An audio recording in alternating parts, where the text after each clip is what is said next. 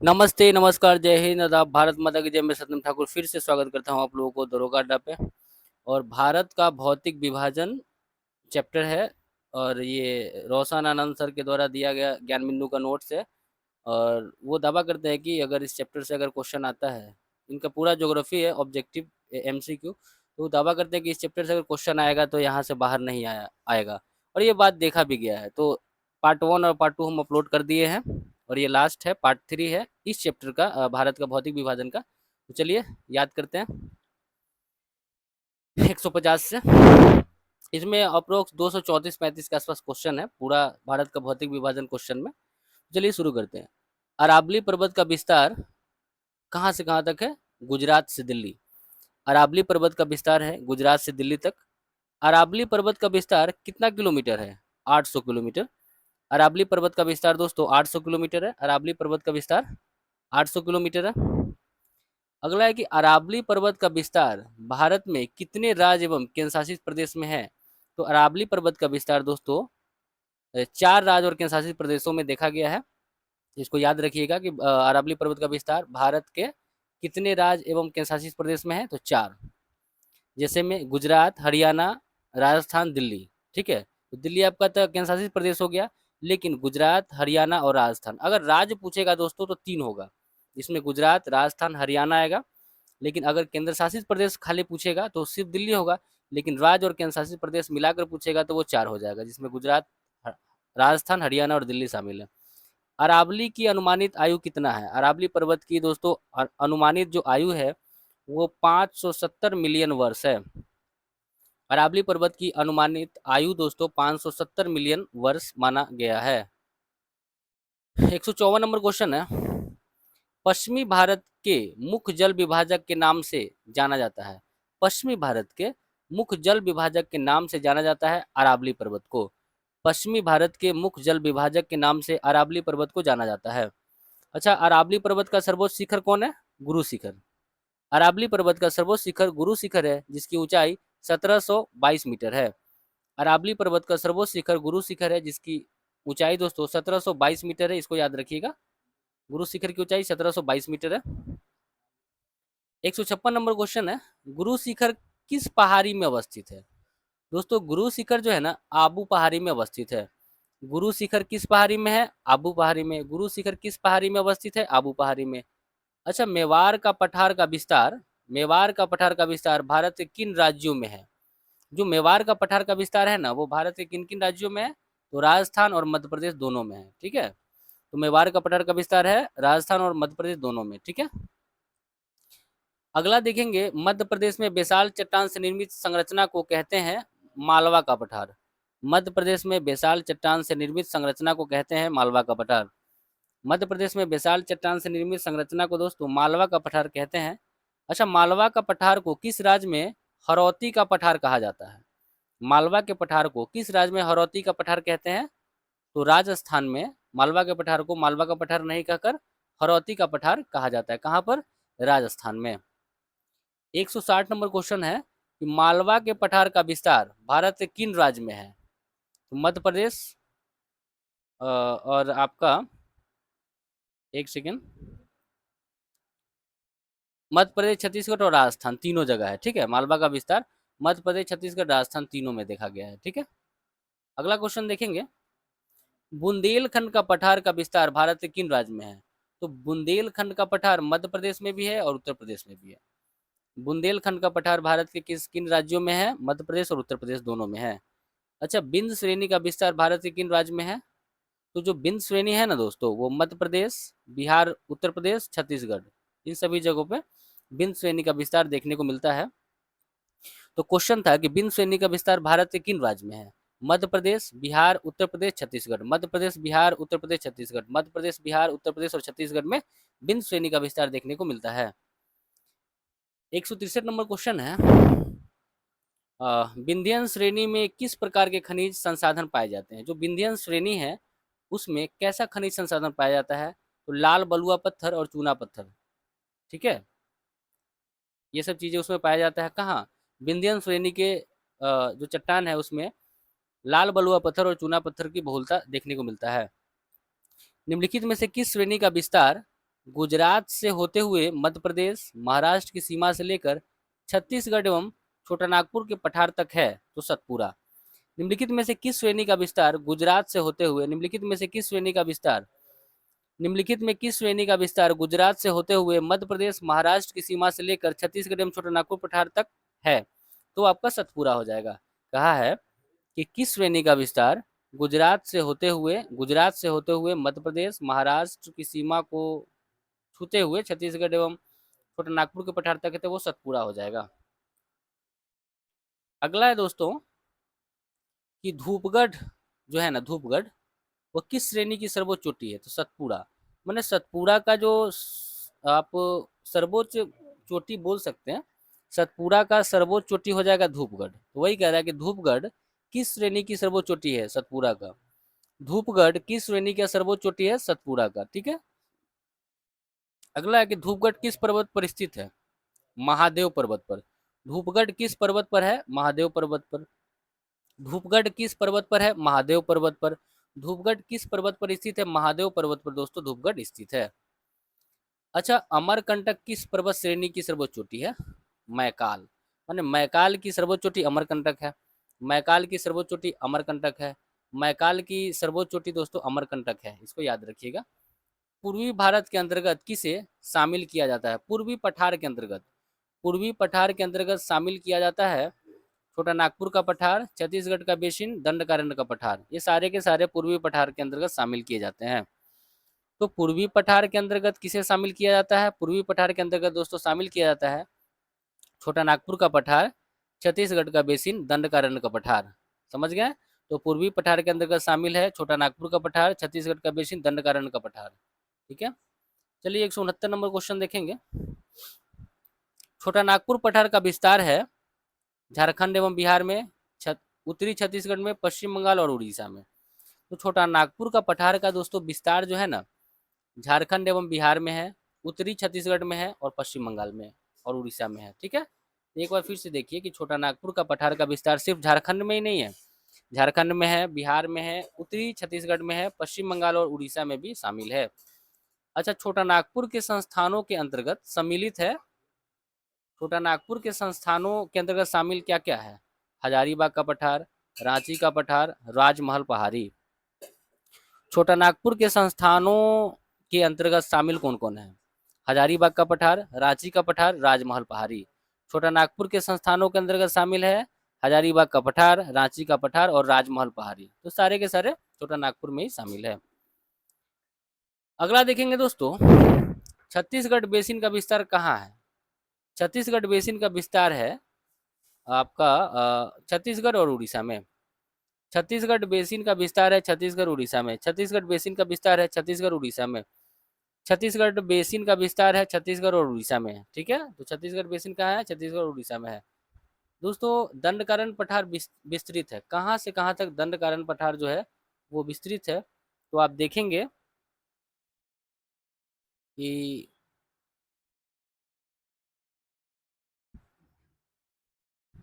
छत्तीसगढ़ और आंध्र प्रदेश, ठीक है। दंडकारण्य का पठार छत्तीसगढ़ और आंध्र प्रदेश में है, ठीक है। चलिए आगे बढ़ते हैं। 173 नंबर क्वेश्चन कहते हैं कि मेघालय के पठार के संबंध में कौन सा कथन सही है। मेघालय के पठार के संबंध में कौन सा सही है दोस्तों। उत्पत्ति, मेघालय के पठार के बारे में पूछ रहा है, तो उत्पत्ति एवं संरचना की दृष्टि से मेघालय का प्राद्वीपीय पठार का ही पूर्वी विस्तार है। उत्पत्ति एवं संरचना की दृष्टि से मेघालय प्राद्वीपीय पठार का ही पूर्वी विस्तार है। और ये मेघालय का पठार है यह राजमहल, गारो गैप अथवा मालदा गैप द्वारा अलग हुआ है। तो दोनों का दोनों सही है। एक बार फिर से देखेंगे, कहता है क्वेश्चन कि मेघालय के पठार के संबंध में कौन सा सही है बात है। तो उत्पत्ति एवं संरचना की दृष्टि से मेघालय प्राद्वीपीय पठार का ही पूर्वी विस्तार है, ये बात सही है। और यह राजमहल, गारो गैप अथवा मालदा गैप द्वारा अलग होता है। दोनों का दोनों कथन दोस्तों सही है। 174 नंबर क्वेश्चन, दक्कन का पठार विस्तृत है। दक्कन का पठार कहाँ कहाँ विस्तृत है। दक्कन ट्रैप, कर्नाटक का पठार और आंध्र पठार। दक्कन ट्रैप विस्तृत है, दक्कन ट्रैप, कर्नाटक का पठार, आंध्र का पठार। दक्कन ट्रैप दोस्तों विस्तारित है दक्कन ट्रैप, कर्नाटक का पठार, आंध्र का पठार। ठीक है, तो दक्कन ट्रैप कहाँ कहाँ है? दक्कन ट्रैप, कर्नाटक पठार और आंध्र का पठार। अच्छा, सतमाला, अजंता, बालाघाट और हरिश्चंद्र इत्यादि पहाड़ियों का विस्तार है दक्कन ट्रैप में। सतमाला, अजंता, बालाघाट और हरिश्चंद्र। सतमाला, अजंता, बालाघाट, हरिश्चंद्र। सतमाला, अजंता, बालाघाट, हरिश्चंद्र पहाड़ियों का विस्तार कहाँ है, किसमें है? तो दक्कन ट्रैप में है, इसको याद रखिएगा। तो सतमाला, अजंता, बालाघाट और हरिश्चंद्रन इत्यादि पहाड़ी का विस्तार है दक्कन ट्रैप में। 176 नंबर क्वेश्चन देखेंगे। कर्नाटक के पठारी क्षेत्र में पश्चिमी घाट में से संलग्न पर्वतीय एवं पठारी क्षेत्र कहलाता है मलनाड।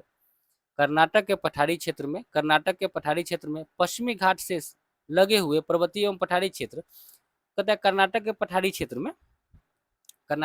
क्षेत्र वाला एरिया में पश्चिमी घाट से सटा हुआ जो पर्वतीय एवं पठारी क्षेत्र है ना, वो कहलाता है मलनाड। ठीक है, आगे देखेंगे। कर्नाटक का पठार सबसे ऊंचा चोटा है मुल्यानगिरी। कर्नाटक पठार का सबसे ऊंची चोटी कौन है? कर्नाटक पठार का सबसे ऊंची चोटी मुल्यानगिरी है। कर्नाटक पठार का सबसे ऊंची चोटी मुल्यानगिरी है। कर्नाटक पठार का सबसे ऊंचा चोटी मुल्यानगिरी है। 173 नंबर क्वेश्चन। उसके बाद है दोस्तों कि कर्नाटक का पठार का सबसे ऊंची चोटी तो मुल्यानगिरी हो जाएगा। अच्छा, आंध्र के पठार के अंतर्गत सम्मिलित है कौन कौन? आंध्र के पठार के अंतर्गत कौन कौन शामिल है? तो रायलसीमा का पठार और तेलंगाना का पठार। आंध्र के पठार के अंतर्गत शामिल है रायलसीमा रायलसीमा का पठार और तेलंगाना का पठार। आंध्र के पठार के अंतर्गत शामिल है रायलसीमा का पठार और तेलंगाना का पठार। ठीक है। अच्छा, पश्चिमी घाट एवं पूर्वी घाट की मिलन स्थल नीलगिरी कहलाता है, ये तो आप जानते हैं। अच्छा, नीलगिरी पर्वत की सबसे ऊंची चोटी डोडा बेटा है। नीलगिरी पर्वत की दूसरी सबसे ऊंची चोटी दोस्तों मारकुती हो जाएगा, ये इंपॉर्टेंट है कि नीलगिरी पर्वत की दूसरी सबसे सबसे नीलगिरी पर्वत की सबसे ऊंची चोटी आप जानते हैं डोडा बेटा, लेकिन नीलगिरी पर्वत की दूसरी सबसे ऊंची चोटी माँ कुर्ती हो जाएगा। नीलगिरी पर्वत की दूसरी सबसे ऊंची चोटी माँ कुर्ती हो जाएगा। अच्छा, प्रसिद्ध पर्यटन स्थल उडगमंडलम या ऊटी कहाँ अवस्थित है? उडगमंडलम या ऊटी ये पर्यटन स्थल है, कहाँ है? तो नीलगिरी पहाड़ी में है। तो आपने क्या देखा कि उडगमंडलम या ऊटी अवस्थित है दोस्तों नीलगिरी पहाड़ी में। चलिए आगे 184 नंबर क्वेश्चन देखते हैं। कहता है कि दक्षिण भारत की सबसे ऊंची चोटी अनाईमुडी हो जाएगा। दक्षिण भारत की दोस्तों सबसे ऊंची चोटी अनाईमुडी है। प्रायद्वीपीय भारत का दक्षिणतम पर्वतीय क्षेत्र कार्डमम हो जाएगा। प्रायद्वीपीय भारत का दक्षिणतम पर्वतीय क्षेत्र दोस्तों कार्डमम है। प्रायद्वीपीय भारत का दक्षिणतम पर्वतीय क्षेत्र कार्डमम हो जाएगा। अच्छा, कार्डमम पर्वतीय क्षेत्र किन राज्यों की सीमा पर है? तो केरल और तमिलनाडु। कार्डमम जो पर्वतीय क्षेत्र है किस राज्य की सीमा पर है? केरल और तमिलनाडु। कार्डमम पर्वतीय क्षेत्र किस राज्य की सीमा पर है? केरल और तमिलनाडु। कार्डमम पर्वतीय क्षेत्र किस राज्य की सीमा पर है? केरल और तमिलनाडु। ठीक है, उसको आप याद रखिएगा। कहता है कि पालघाट दर्रा कहाँ है? नीलगिरी और अन्नामलाई के बीच। पालघाट दर्रा कहाँ है? नीलगिरी और अन्नामलाई के बीच। पालघाट दर्रा कहाँ है? नीलगिरी और अन्नामलाई के बीच। पालघाट दर्रा कहाँ है? नीलगिरी और अन्नामलाई के बीच। ठीक है। अच्छा, पलक्कड़ को कोयम्बटूर से कौन दर्रा जोड़ता है? पलक्कड़ को दोस्तों, पलक्कड़ गलती लिखा है। पलक्कड़ को कोयम्बटूर से कौन सा दर्रा जोड़ता है? तो पालघाट दर्रा। तो पालघाट जो दर्रा है वो पलक्कड़ को कोयम्बटूर से जोड़ता है। पलक्कड़ को कोयम्बटूर से कौन जोड़ेगा? पालघाट दर्रा जोड़ता है। 189 नंबर। अन्नामलाई और काडमम पहाड़ी के बीच कौन सा दर्रा है? अन्नामलाई और काडमम पहाड़ी के बीच सेनकोटा दर्रा है। अन्नामलाई और काडमम पहाड़ी के बीच सेनकोटा दर्रा है। अन्नामलाई और काडमम पहाड़ी के बीच सेनकोटा दर्रा है, इसको याद रखिएगा। पालनी, सेबराय एवं जवादी पहाड़ी कहाँ है? तमिलनाडु में। पालनी, सेबराय और जवादी पहाड़ी तमिलनाडु में। पालनी, सेबराय, जवादी पहाड़ी तमिलनाडु में। पालनी, सेबराय और जवादी पहाड़ी दोस्तों तमिलनाडु में है, तो याद रखेंगे। अच्छा, पालकुंडा एवं वेलीकुंडा पर्वत। पालकुंडा और वेलीकुंडा कहाँ है? आंध्र प्रदेश में है। पालकुंडा और वेलीकुंडा दोस्तों आंध्र प्रदेश में है। पालकुंडा और वेलीकुंडा आंध्र प्रदेश में स्थित है, इसको याद रखेंगे। अगला कहता है कि नल्ला मलाई पर्वत कहाँ से कहाँ तक विस्तृत है?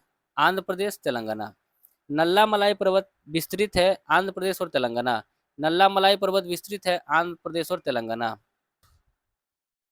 अब कहता है कि आपका पश्चिमी घाट का विस्तार किस सागर के समानांतर हुआ है? पश्चिमी घाट का विस्तार किस सागर के समानांतर हुआ है? अरब सागर। पश्चिमी घाट का विस्तार किस सागर के समांतर हुआ है? अरब सागर। अच्छा, पश्चिमी घाट की लंबाई कितना किलोमीटर है? 1600 किलोमीटर। दोस्तों, पश्चिमी घाट की लंबाई कितना है? 1600 किलोमीटर। पश्चिमी घाट की लंबाई 1600 किलोमीटर है। और पश्चिमी घाट का विस्तार जो है दोस्तों, वो 6 राज्यों में देखने को मिलता है। ठीक है, पश्चिमी घाट का विस्तार 6 राज्यों में देखने को मिलता है। अच्छा, पश्चिमी घाट के संबंध में कौन सा कथन सही है? कौन सही है वो कह रहा है। कहता है कि यह वास्तविक पर्वत श्रेणी नहीं है। बात सही है। जो पश्चिमी घाट है ना, वो वास्तविक पर्वत श्रेणी नहीं है। इसका निर्माण गोंडवाना लैंड के विभाजन से हुआ है। जब गोंडवाना लैंड में विभाजन हुआ ना, उसी से उसका निर्माण हुआ है। तो ये बात दोनों का दोनों सही है कि जो पश्चिमी घाट है वो वास्तविक पर्वत श्रेणी नहीं है। इसका निर्माण गोंडवाना लैंड के विभाजन से हुआ है। मुंबई से नासिक को कौन दर्रा जोड़ता है? थाल घाट। मुंबई से नासिक को जोड़ता है थाल घाट। मुंबई से नासिक को जोड़ता है थाल घाट। मुंबई से नासिक को जोड़ता है दोस्तों थाल घाट। ठीक है, मुंबई को नासिक से कौन जोड़ेगा? थाल घाट जोड़ेगा। अच्छा, मुंबई से पुणे को जोड़ेगा भोर घाट। मुंबई को पूना से जोड़ेगा भोर घाट। मुंबई को पूना से जोड़ेगा भोर घाट। अच्छा, पश्चिमी घाट की प्रमुख पहाड़ी उत्तर से दक्षिण की ओर अवस्थित करें। पश्चिमी घाट की पहाड़ी है जो उत्तर से दक्षिण, मतलब ऊपर से नीचे की तरफ। सबसे पहले नीलगिरी पहाड़ी, अन्नामलाई, इलायची पहाड़ी। नीलगिरी, अन्नामलाई, इलायची। नीलगिरी, अन्नामलाई, इलायची, ये उत्तर से दक्षिण है। उत्तर से दक्षिण की ओर है। पश्चिमी घाट की प्रमुख पहाड़ी है नीलगिरी पहाड़ी, अन्नामलाई पहाड़ी और इलायची पहाड़ी। आपसे भी पूछा जाएगा इलायची पहाड़ी किसका भाग है, तो आप पश्चिमी घाट बोलेंगे। ठीक है, तो पश्चिमी घाट का पहाड़ियों का उत्तर से दक्षिण की ओर अवस्थित ही हो जाएगा नीलगिरी, अन्नामलाई और इलायची पहाड़ी। कहता है कि पूर्वी घाट का विस्तार उड़ीसा से तमिलनाडु है। पूर्वी घाट का विस्तार है उड़ीसा से तमिलनाडु। पूर्वी घाट का विस्तार है उड़ीसा से तमिलनाडु। पूर्वी घाट का विस्तार है उड़ीसा से तमिलनाडु। निम्नलिखित कथनों पर विचार करना है। पूर्वी घाट की औसत ऊंचाई पश्चिमी घाट की तुलना में कम है। पूर्वी घाट की औसत ऊंचाई पश्चिमी घाट की तुलना में कम है। और आपका पूर्वी घाट के बीच 2 समानांतर पहाड़ी पाई जाती है। दोस्तों, ये बात भी सही है। आगे चलिए। कहता है कि पंचमलाई और सिरुमलाई पहाड़ी किस राज्य में है? तमिलनाडु में है। पंचमलाई और सिरुमलाई तमिलनाडु में है। पंचमलाई और सिरुमलाई तमिलनाडु में है। भारत के पश्चिमी तटीय मैदान का विस्तार कहाँ से कहाँ तक है? भारत के पश्चिमी तटीय मैदान का विस्तार गुजरात से तमिलनाडु है। भारत के पश्चिमी तटीय मैदान का विस्तार कहाँ से कहाँ तक है? भारत के पश्चिमी तटीय मैदान का विस्तार कहाँ से कहाँ तक है? गुजरात से तमिलनाडु। गुजरात से तमिलनाडु भारत के पश्चिमी तटीय मैदान का विस्तार देखने को मिलता है।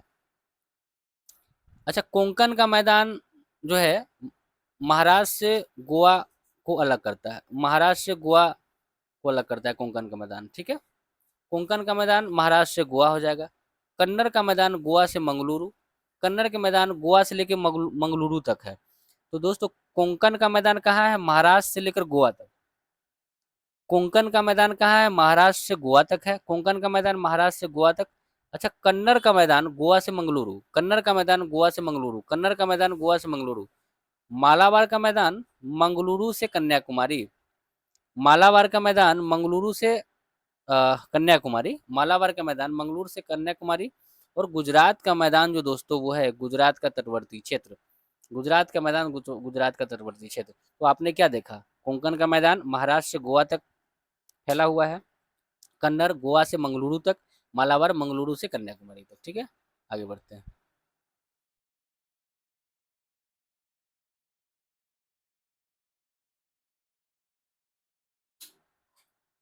अगला देखेंगे दोस्तों। भारत का पश्चिमी तटीय मैदान सबसे चौड़ा है गुजरात में। भारत का जो पश्चिमी तटीय मैदान है वो सबसे चौड़ा किधर है? गुजरात में है। किस तटीय मैदान पर कयाल पाए जाते हैं? मालाबार। किस तटीय मैदान पर कयाल पाया जाता है? मालाबार। किस तटीय मैदान पर कयाल पाया जाता है? मालाबार। अच्छा, किस राज्य के उन्नामदा कयाल में किस राज्य के उन्नामदा कयाल में प्रतिवर्ष नेहरू ट्रॉफी वलमकली का आयोजन किया जाता है? तो वो केरल में। किस राज्य के उन्नामदा कयाल में प्रतिवर्ष नेहरू ट्रॉफी वलमकली का आयोजन किया जाता है? तो वो केरल में किया जाता है, इसको याद रखिएगा। पता है कि पश्चिमी तटीय मैदान के बारे में कौन सा कथन सही है? तो पश्चिमी तटीय मैदान जलमग्न तटीय मैदान का उदाहरण है। पश्चिमी तटीय मैदान जलमग्न तटीय मैदान का उदाहरण है। पश्चिमी तटीय मैदान जलमग्न तटीय मैदान का उदाहरण है। यह अधिक कटा छटा होने के कारण परतों एवं बंदरगाहों का विकास हुआ है। यह अधिक कटा छटा होने के कारण इसमें परतों एवं बंदरगाहों का निर्माण हुआ है। किसमें? पश्चिमी तटीय मैदान में। ठीक है, अगला देखेंगे। पूर्वी घाट तथा बंगाल की खाड़ी के तट के बीच मैदान को पूर्वी तटीय मैदान कहते हैं। पूर्वी घाट तथा बंगाल की खाड़ी के तट के बीच निर्मित मैदान जो है, पूर्वी घाट तथा बंगाल की खाड़ी, कहता है पूर्वी घाट और बंगाल की खाड़ी के तट के बीच जो निर्मित मैदान है उसको पूर्वी तटीय मैदान कहते हैं। अच्छा, पूर्वी तटीय मैदान का विस्तार कहाँ है? उड़ीसा से तमिलनाडु। पूर्वी तटीय मैदान का विस्तार है उड़ीसा से तमिलनाडु। पूर्वी तटीय मैदान का विस्तार है उड़ीसा से तमिलनाडु। ठीक है, 211 नंबर है। उत्कल तट कहाँ अवस्थित है? स्वर्णरेखा नदी से महानदी तक। उत्कल तट कहाँ है? स्वर्णरेखा नदी से महानदी। उत्कल तट स्वर्णरेखा नदी से महानदी। अच्छा, उत्तरी सरकार तट महानदी से कृष्णा नदी। उत्तरी सरकार तट महानदी से कृष्णा नदी। उत्तरी सरकार तट महानदी से कृष्णा नदी। अच्छा, कोरोमंडल तट कहाँ अवस्थित है? कृष्णा नदी से कन्याकुमारी। कोरोमंडल तट आपका कृष्णा नदी से कन्याकुमारी। तो एक बार फिर से देखिएगा कि उत्कल तट जो है दोस्तों वह स्वर्णरेखा नदी से महानदी, उत्कल तट स्वर्णरेखा नदी से महानदी, उत्तरी सरकार तट महानदी से कृष्णा नदी, उत्तरी सरकार तट महानदी से कृष्णा नदी, और कोरोमंडल तट कृष्णा नदी से कन्याकुमारी। कोरोमंडल तट कृष्णा नदी से कन्याकुमारी। आगे देखेंगे। पूर्वी तट कथन है कि पूर्वी तटीय मैदान पश्चिमी तटीय मैदान की तुलना में अधिक चौड़ा है। बात सही है, पूर्वी तटीय मैदान पश्चिमी तटीय मैदान की तुलना में ज्यादा चौड़ा है, क्योंकि पूर्वी तटीय मैदान की नदियां अपने मुहाने पर एस्चुरी न बनाकर डेल्टा बनाती है। कहता है कि पूर्वी तटीय मैदान पश्चिमी तटीय मैदान से ज्यादा चौड़ा है। कारण में कहता है कि क्योंकि पूर्वी तटीय मैदान की नदी अपने मुहाने पर एस्चुरी नहीं बनाती है, डेल्टा का निर्माण करती है। तो ये जो है आपका दोनों का दोनों सही है और व्याख्या भी सही है। अगला देखेंगे। कहता है कि महानदी डेल्टा कहाँ है? महानदी डेल्टा उड़ीसा में है। महानदी डेल्टा उड़ीसा में है। महानदी डेल्टा उड़ीसा में है। गोदावरी डेल्टा आंध्र प्रदेश में है। गोदावरी डेल्टा आंध्र प्रदेश में है। गोदावरी डेल्टा आंध्र प्रदेश में है। कावेरी डेल्टा तमिलनाडु में है। कावेरी डेल्टा तमिलनाडु में है। तो महानदी डेल्टा कहाँ है? उड़ीसा में। महानदी डेल्टा उड़ीसा में है। गोदावरी डेल्टा आंध्र प्रदेश में है। गोदावरी डेल्टा आंध्र प्रदेश में है और कावेरी डेल्टा तमिलनाडु में है। ठीक है, चलिए। अंडमान और निकोबार द्वीप समूह कहाँ है? बंगाल की खाड़ी में। अंडमान और निकोबार द्वीप समूह अवस्थित है बंगाल की खाड़ी में। अंडमान एवं निकोबार द्वीप समूह का निर्माण लगभग कितने द्वीप से मिलकर हुआ है? 572 द्वीपों से। अंडमान और निकोबार द्वीप समूह का निर्माण लगभग 572 द्वीप से मिलकर हुआ है, इसको याद रखिएगा। अंडमान के अंतर्गत कौन से द्वीप सम्मिलित है? उत्तरी अंडमान, मध्य अंडमान, दक्षिणी अंडमान, लिटिल अंडमान, ये सभी के सभी शामिल है। तो अंडमान के अंतर्गत दोस्तों कौन सा द्वीप सम्मिलित है? उत्तरी अंडमान, दक्षिणी अंडमान, मध्य और लिटिल, सारे के सारे अंडमान उसमें शामिल है। अच्छा, अंडमान निकोबार द्वीप समूह की सबसे ऊंची चोटी सैडल पीक जिसको बोलते हैं, सैडल चोटी है।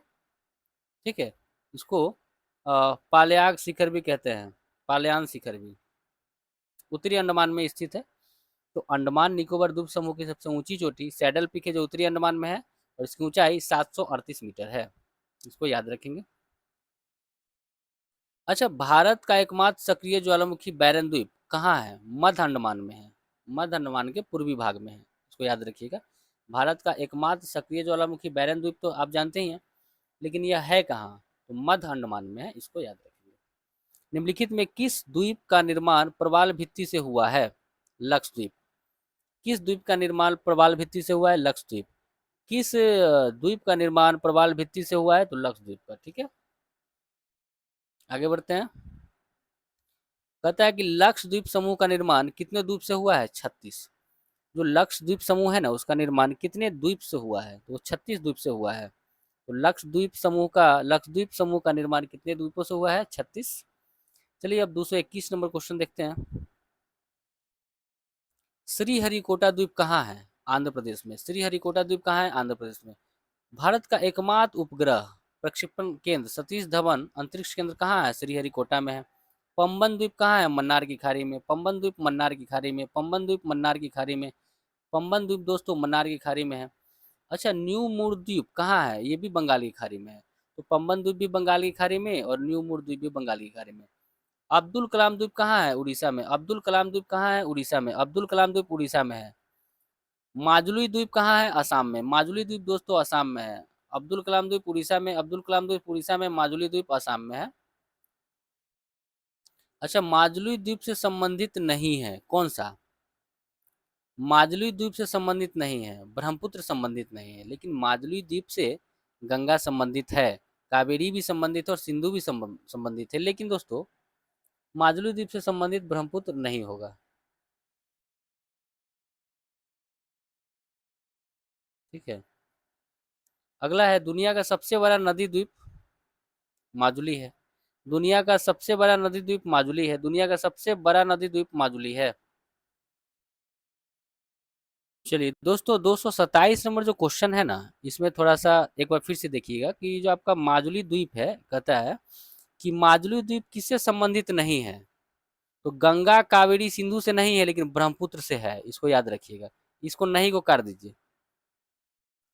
तो माजुली द्वीप संबंधित है ब्रह्मपुत्र से। ठीक है, इसको याद रखिएगा। सिंधु गंगा कावेरी नहीं हुआ, क्योंकि ब्रह्मपुत्र असम में बहता है। चलिए अब आते हैं 228। दुनिया का सबसे बड़ा नदी द्वीप माजुली है। दुनिया का सबसे बड़ा नदी द्वीप माजुली है। पूर्वी घाट की सबसे ऊंची चोटी महेंद्रगिरी है, जो कि 1501 मीटर है। पूर्वी घाट की सबसे ऊंची चोटी महेंद्रगिरी है। पूर्वी घाट की सबसे ऊंची चोटी महेंद्रगिरी है, जो कि 1501 मीटर है। पूर्वी घाट की सबसे ऊंची चोटी महेंद्रगिरी है, जो कि 1501 मीटर है। चलिए आता है अब कि गढ़जात पहाड़ी भारत के किस राज्य में है? उड़ीसा में। गढ़जात पहाड़ी कहाँ है? उड़ीसा में। गढ़जात पहाड़ी उड़ीसा में। गढ़जात पहाड़ी दोस्तों उड़ीसा में है। ठीक है, गढ़जात पहाड़ी उड़ीसा में है। कलसुबाई किस राज्य की सबसे ऊंची चोटी है? महाराष्ट्र की। कलसुबाई महाराष्ट्र की सबसे ऊंची चोटी है। कलसुबाई महाराष्ट्र की सबसे ऊंची चोटी है, जो कि 1646 मीटर है। तो कलसुबाई महाराष्ट्र की सबसे ऊंची चोटी है। अच्छा, भारत का शीत मरुस्थल कहा जाता है लद्दाख को। भारत का शीत मरुस्थल लद्दाख कहते हैं।